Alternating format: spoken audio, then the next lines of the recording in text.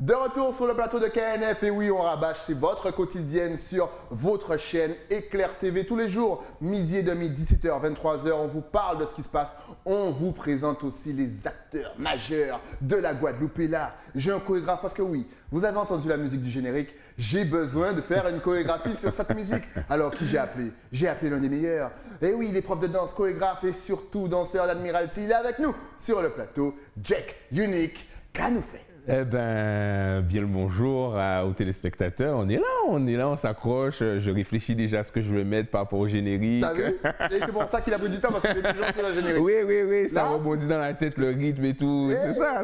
On est né pour ça, quoi. On est né pour ça. Il va rentrer chez lui, il va m'envoyer une vidéo après. Il va dire, alors, t'en penses quoi? Voilà, et après, vous allez me voir danser, genre hop. Exactement. Oh. Alors, justement, à quel âge as-tu commencé à danser? Parce qu'on a l'impression, en te voyant et en te connaissant, que tu as toujours dansé. Ben, réellement, j'ai commencé en éveil à 4 ans. À l'époque, c'était au Centre des Arts. Ok. Donc, ouais, j'ai commencé suffisamment jeune. Et bien ce que ça puisse surprendre, puisqu'on pense que je suis uniquement dancehall, mais j'ai commencé effectivement par la danse traditionnelle avec l'association Antorium. Et aussi, j'ai eu un cursus de danseur académique en intégrant l'école Léna Blue. Et voilà. Donc, il y a les vraies bases de la danse avant de pouvoir arriver sur le côté de danseur urbain et professeur et chorégraphe. Et à quel moment, à quelle période justement cette partie un petit peu danse urbaine est arrivée dans ta vie? Ben, c'est des influences, hein, puisque à l'adolescence, on était beaucoup bercé par les chanteurs jamaïcains, les Elephant Man, les Sean Paul, les Benny Man. À l'époque King of Dancehall, des choses comme ça. Exact. À l'époque même, on avait du Janet Jackson qui était très présente sur la scène dancehall aussi, avec Benny Man par exemple. Et on était sous ces influences-là, toujours vouloir un peu reproduire. C'était le step fatidique, le Willy Bumps à l'époque. Et nous, on allait chercher au-delà de ça avec un groupe d'amis. Hein. On allait sur YouTube, on suivait un peu ce qui se passait en Jamaïque, ce qu'on appelle les Passa Passa, les Dirty Friday. Donc, on s'intéressait beaucoup au sound system jamaïcain, puisque c'est vrai que moi aussi, j'étais bercé dans les sound system en Guadeloupe par rapport à mon frère, mon grand frère. Mais ce n'était pas les mêmes types de sound system, puisque les sound systems en Jamaïque, il y a vraiment la présence des danseurs. Alors qu'ici, c'est nous qui avons ramené un peu, entre guillemets, ce côté vraiment où on avait la masse des danseurs. Donc, effectivement, on se basait beaucoup sur ce qui se passait sur les clips, les vidéos qui commençaient un peu à être très dansés. Exact. Et puis, on était autodidactes, on cherchait nos affaires sur Internet, on dansait entre nous. Et puis, aujourd'hui, on arrive à ce résultat où on est danseurs urbains et plusieurs du même groupe qui sont partis, ils ont fait leur chemin. On est maintenant des professionnels danseurs urbains, quoi. Mais à quel âge justement es-tu devenu professionnel? À quel moment tu t'es dit, là, il faut que je fasse quelque chose avec mon talent? Alors, c'est un grand parcours parce que moi, j'ai fait des études en STAPS à Fouillol. Donc, mon option en STAPS, c'était la danse. Donc, j'étais en option danse et on étudiait beaucoup le contemporain. Donc, j'utilisais pas mal cette technique un peu de danse académique pour lier à quelle pédagogie qu'on peut avoir aujourd'hui sur une danse dite de rue. Les gens s'intéressaient à ça. On allait en soirée ou même on dansait sous la gare routière de Bergevin. Les gens passaient, s'arrêtaient, ils essayaient de nous suivre. Donc, on avait ce côté où on cherchait un peu cette solution à pouvoir rentrer aussi dans les institutions des écoles, puisqu'avant, il y avait des écoles uniquement académiques en Guadeloupe. Donc, on cherchait un peu ce côté où on pourrait plus rentrer dedans. Après, je suis parti, j'ai fait mon EAT, diplôme d'État à Basse-Terre, à l'Archipel, en contemporain aussi d'ailleurs. Et j'ai un peu réussi dans les années 2000, on va dire 2002-2003, à utiliser un peu cette force de pédagogie académique et ce qu'on apprenait un peu dans les institutions, à mélanger un peu avec ce qui se passait dans la rue, à réadapter une pédagogie. Et aujourd'hui, depuis ça, on va dire, ça a vraiment pris en 2005, je pense. Et depuis 2005, on va dire que j'ai connu un peu la voie professionnelle qui continue à travers des projets plus grands les uns que les autres à devenir le professionnel danseur urbain. Voilà. Mais justement, on a l'impression que ça allait mine de super vite pour toi. Il y a le groupe qui est apparu, Unique Dancers. Après, on a commencé à te voir dans les clips de pratiquement tous nos artistes. Dès qu'il y avait une chorégraphie, c'était lui. De Sué à maintenant Admiral, maintenant qu'on connaît. Tu as eu cette impression aussi d'être monté très vite Ah, pas du tout. Pas du tout. J'ai galéré. Non, ben, oui, la réalité est tout autre parce qu'aujourd'hui, c'est vrai qu'on est. Alors, extérieurement, on voit le résultat, où on voit le côté où on est apparent à l'écran, etc. Mais il y a un vrai travail de fond, en fait. C'est un vrai combat.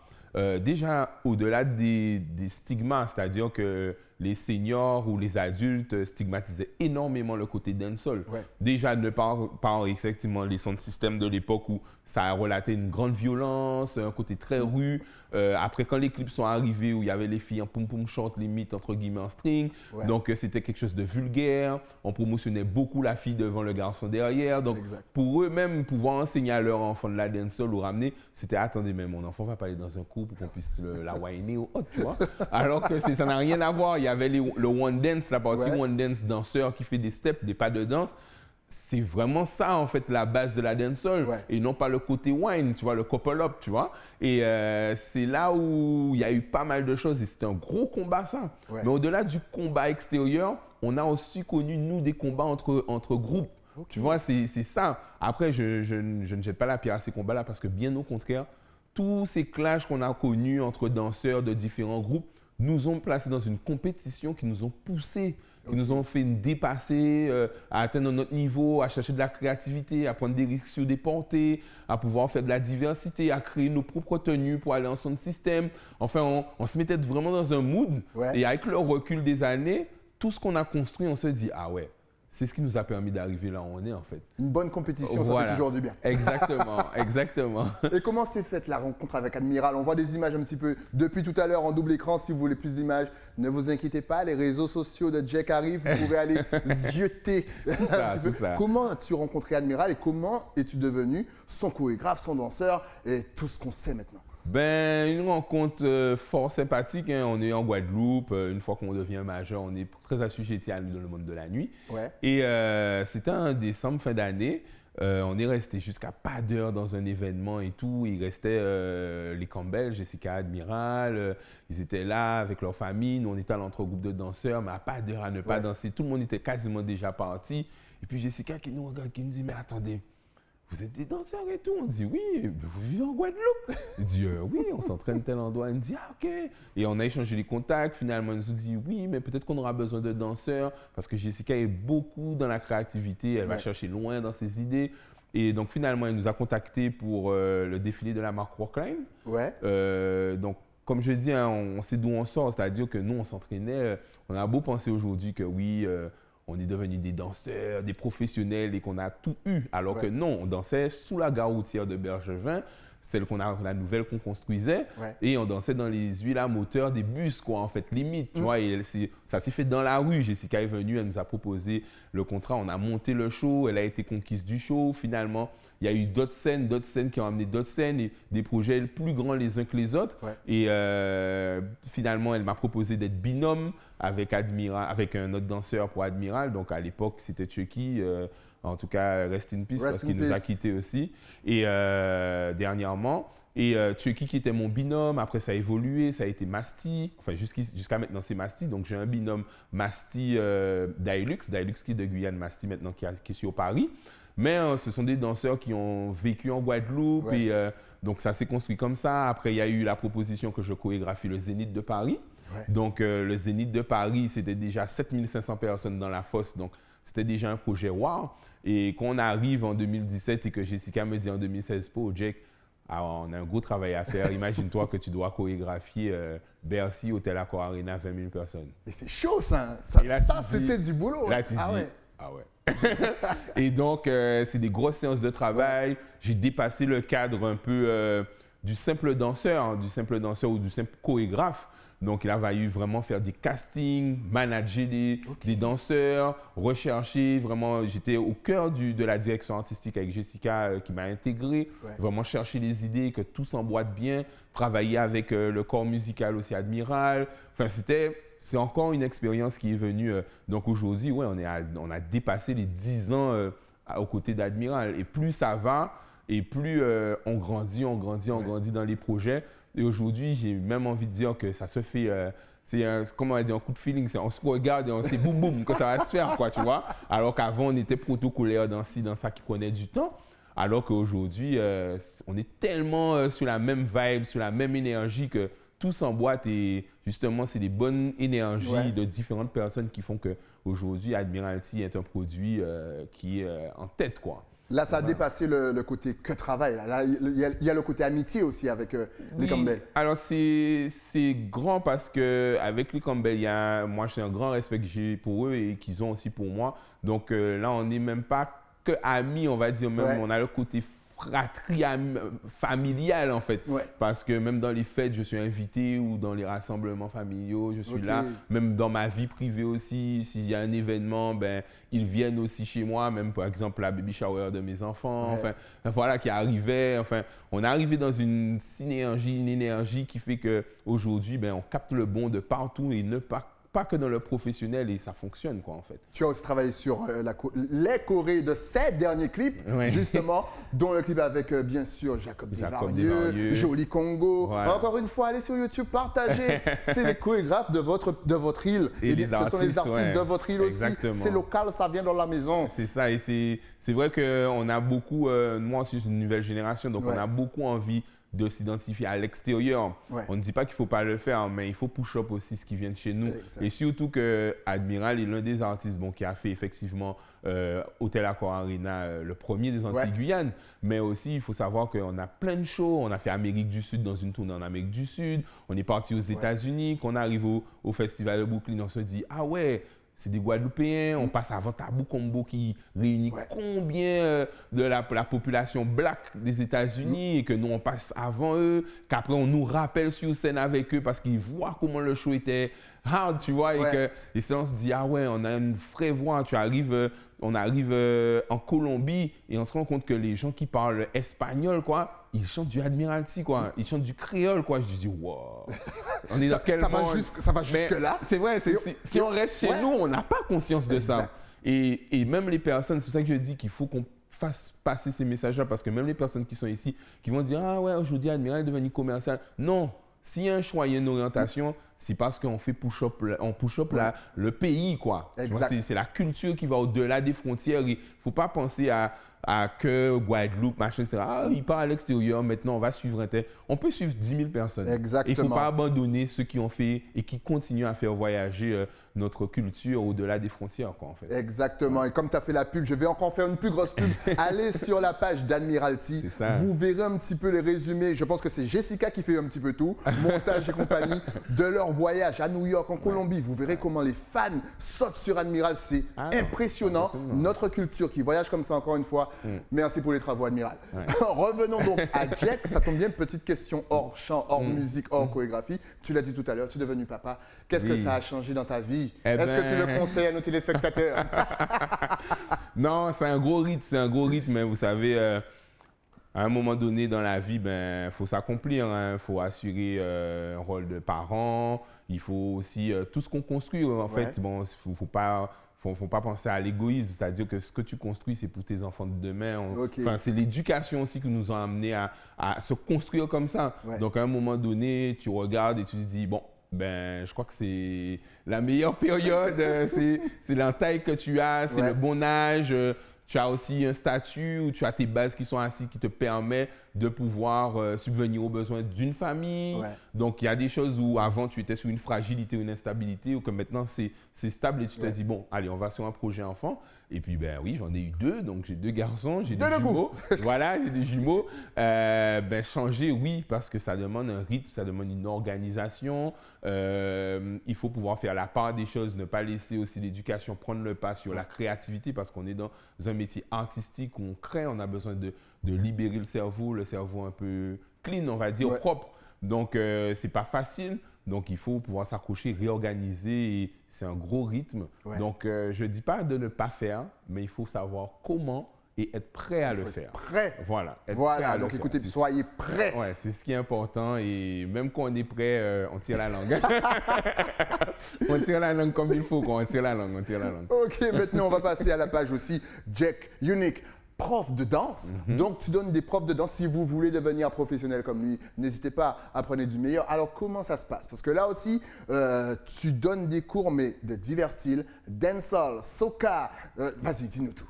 Alors, aujourd'hui, ben, j'enseigne dancehall soca. C'est vrai que dans l'école de danse, ben, Urban Dance Center, on a aussi l'afro et la street qui est enseigné par Chamalo, qui est aussi un jeune artiste qui est aussi chorégraphe, par exemple, de Missy Sadik, qui sort de mon équipe, qui est dans le Black Unique. Enfin, c'est le côté urbain qui s'est regroupé, je ne vais pas dire les meilleurs, mais ceux qui ont eu cette tangente vers le côté professionnel, ben on se regroupe, on se côtoie, on se met sur tel ou tel business, tel plan, enfin on fait des scènes ensemble. Et aujourd'hui, ben, dans mon école, ben, j'ai fait le choix de travailler avec Chamalo, donc on est deux. Il y a aussi Manu qui est coach, qui intervient sur le côté concept forme, donc il fait de la remise en forme.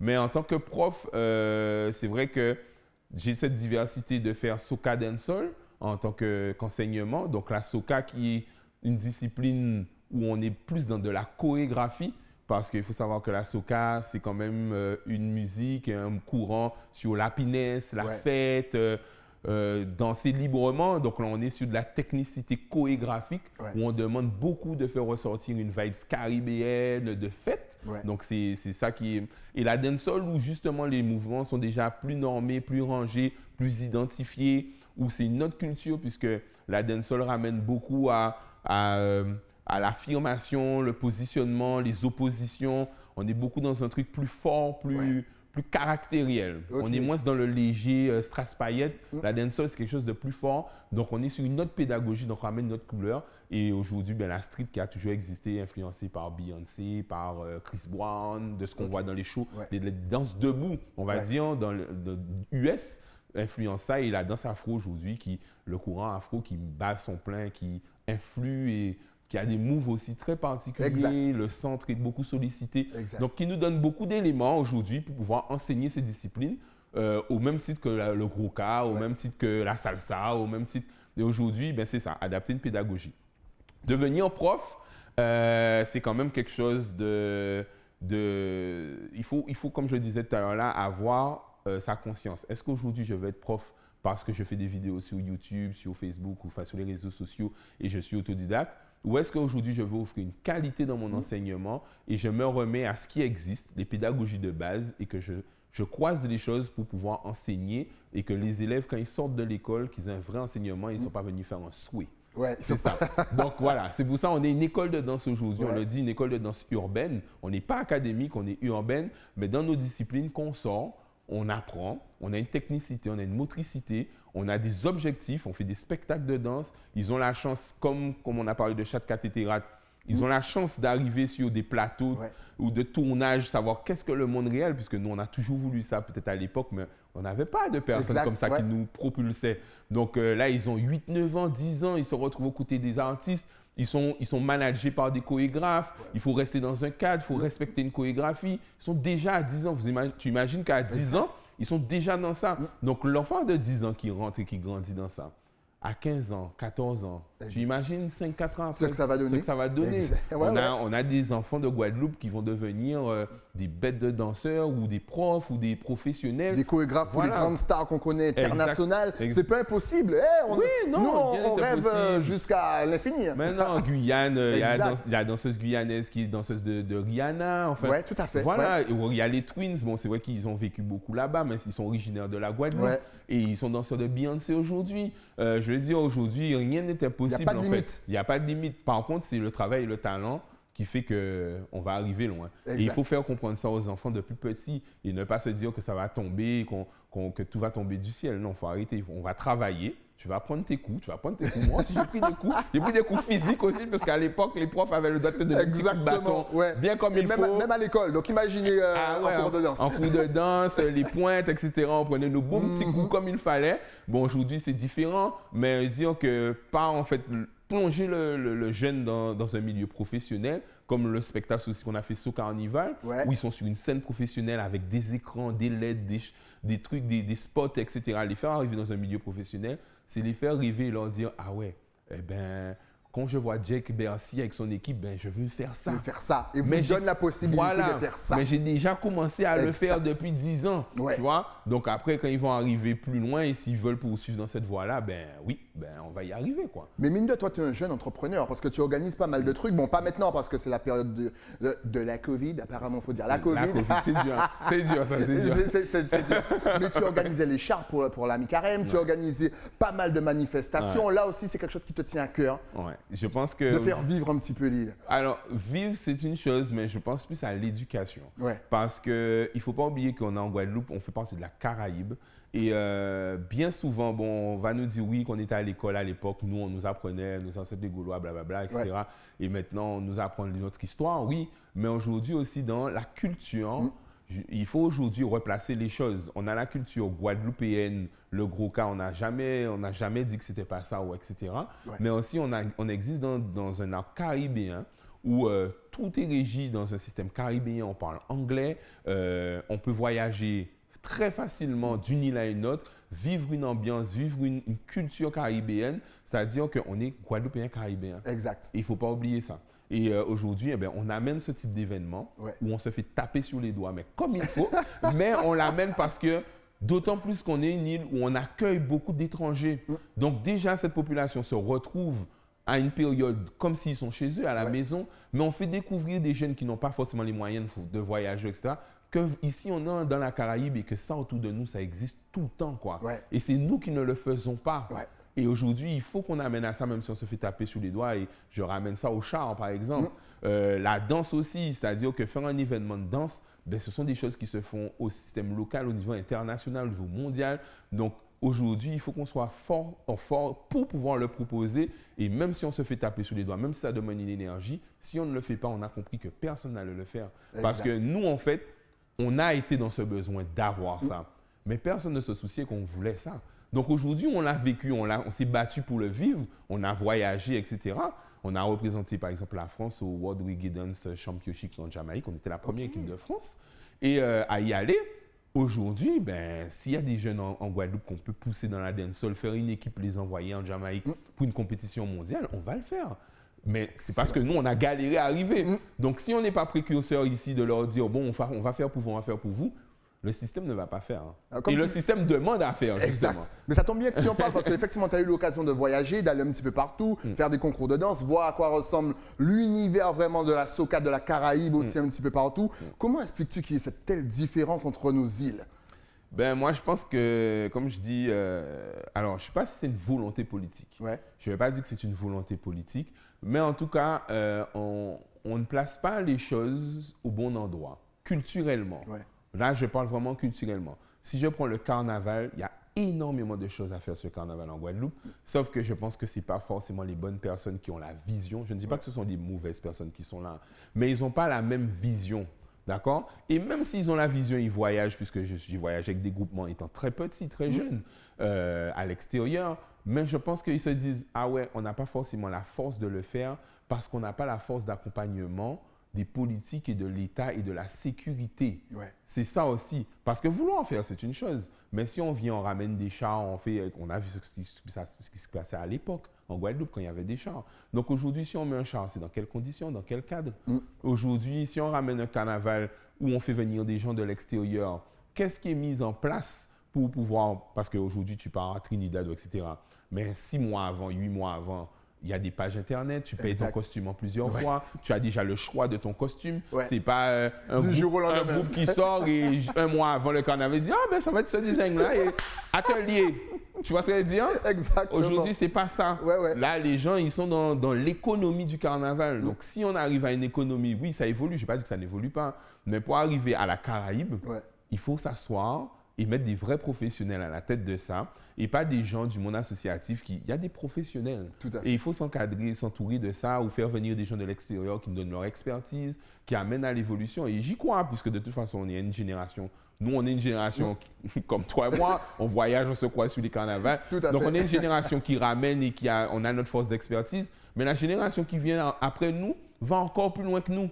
Donc, c'est ça. Donc, ça va évoluer. Avec le temps, en Guadeloupe, ça va évoluer. J'ai confiance en ça. Mais il faut que les bonnes personnes puissent aussi dire, voilà, on vous accompagne jeune et on vous laisse la place pour vous exprimer, même si on vous encadre. Ouais. C'est ce que moi, je pense que c'est ce qu'on doit faire en Guadeloupe. Arriver à nos grands puissent nous encadrer pour qu'on ne puisse pas partir dans tous les sens parce qu'on est un peu foufou, c'est vrai.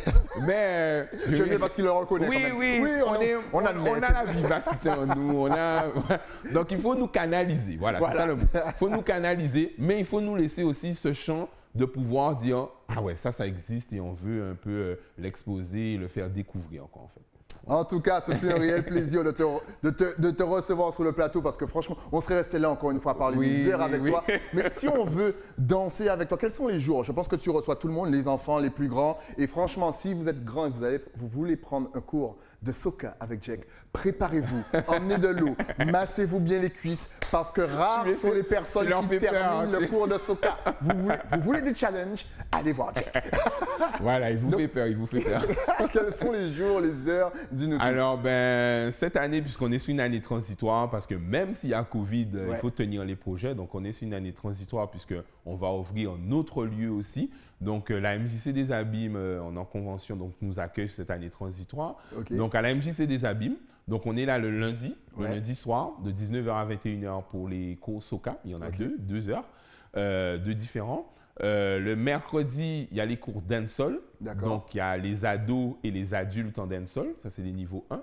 Le vendredi, on a les niveaux 2. Donc, ça, c'est vraiment des personnes qui sont déjà danseurs, donc qui sont déjà affirmées. Donc, on a la dancehall et l'afro.